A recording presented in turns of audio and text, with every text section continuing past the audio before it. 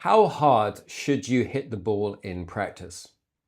So have you ever felt like you've gone into a practice session, you're rallying up and down the court and you are smacking every single ball just about as hard as you can. It feels great, but then you go into a match and you realize that everything's a whole lot slower and maybe you're not hitting quite as well and everything feels a little bit off and maybe your match results aren't quite what you wanted. So the question is, how hard should you hit the ball in practice to try and get better match results?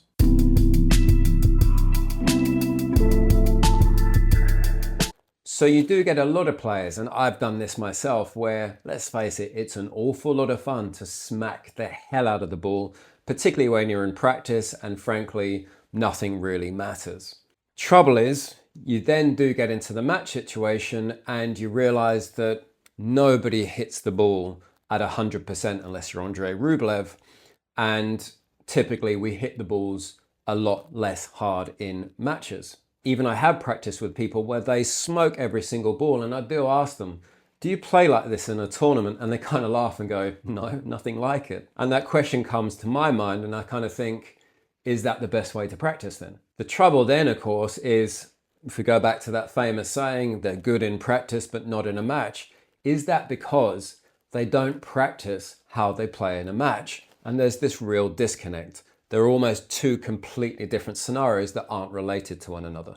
Now that makes it sound like you should not hit the ball hard, but that's completely, as far as I'm concerned, wrong. It's incredibly important to practice hitting the ball hard. You could kind of call that power training. And what does that help do? It helps develop racket head speed. It helps develop really advanced balance, particularly when swinging out of the shot. And it gives you the confidence to accelerate through the ball and know that you can do that with a high level of certainty, because there are situations where you are going to need to hit the ball hard, especially in a match. It can also be argued, and I do find this with the squads that I go in, when we're hitting harder and we're using really fast balls, sometimes that's really useful for when you do go into a match and things do feel a little bit slower and you've got a bit more time. So it can be very useful to do that sort of hard hitting power training. And it can be argued as well, if you've ever heard a coach saying, hit at 70%, hit at 80%. Well, how can you hit at 70 or 80% if you don't know what 100% is? You need to know maximum power to then know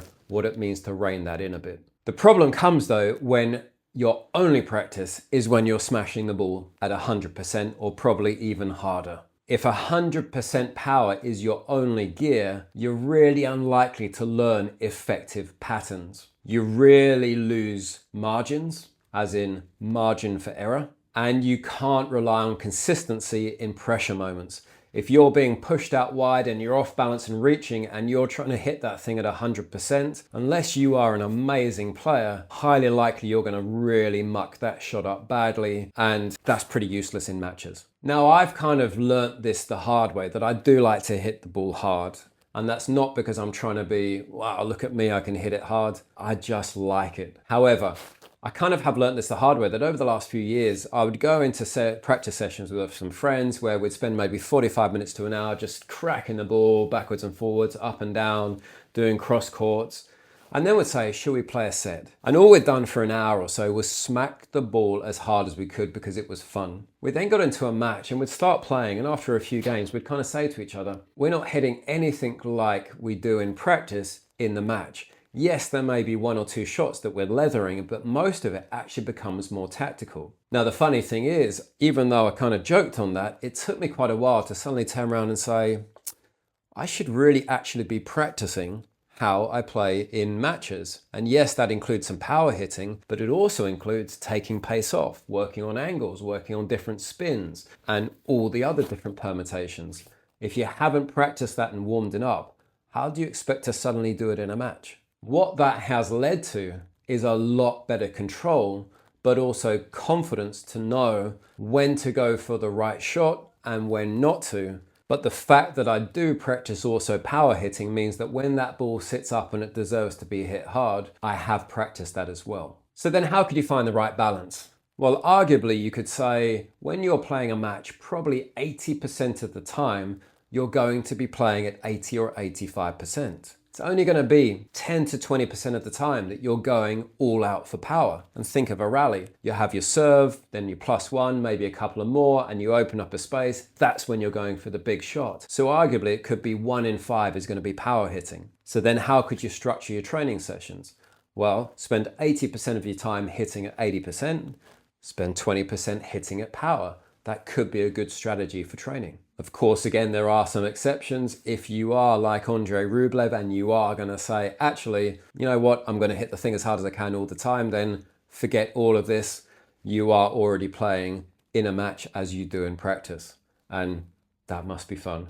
So as a kind of conclusion, a bit of a call to action, you could then argue as a little punchy line to say, practice your max, but play within your max. And maybe what you could do if you are like me and you do find that you do like to just leather balls, particularly in practice, well, have a bit of discipline. Give yourself the first 10 minutes where you just smash the hell out of the thing. For the remainder of your session, be disciplined and say, actually, I'm going to practice all the other variation, playing at 80%, which is going to be necessary to get me the consistency and the strategy and tactical nous to be able to play better in matches. So it'd be great to hear from you. Are you a person that says, I never hit at 100%, I'm always going 80? Are you a person that always hits at 100% and you are finding that in matches, you're kind of suffering a little bit?